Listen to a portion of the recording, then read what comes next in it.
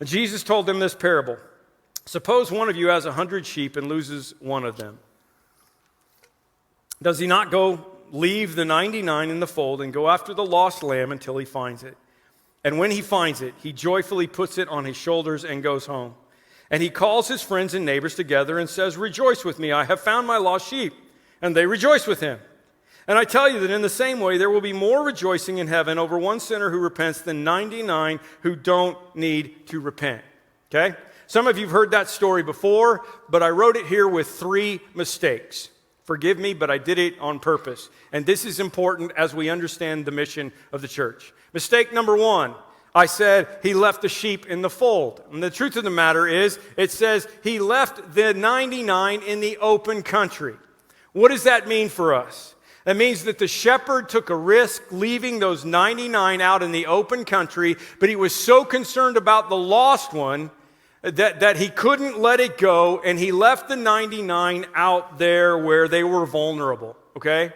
I've had people tell me, Tim, we shouldn't put so much emphasis on reaching out around here. We just need to nurture and spend our time on the people that we already have.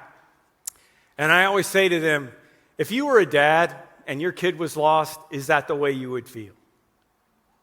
In the Bible, it does teach us that we should go and make disciples, not converts, and we should teach them, and we never underestimate that. That's why we do most of the things that we do around here. That's why we have our small groups. That's why we have junior high and senior high in our kids program. That's why we have Rooted. That's why we're starting Alpha. We're doing all these things so that you can grow in your faith.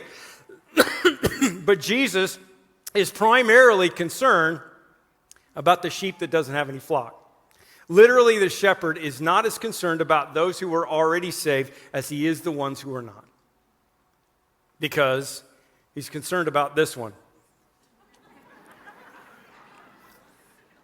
The church is the only institution that exists primarily for those outside of its walls. And I believe that God set up the system so that we grow in our faith as we bring others into the church. But Jesus was clear that his mission was to seek and save that which was lost. That was his purpose, and that is our urgency. I quote this often. C.T. Studd says, "Some wish to live within the sound of the chapel bell, but I want to run a mission a yard from the gates of hell." Our church is a stud church that way. That's who we are.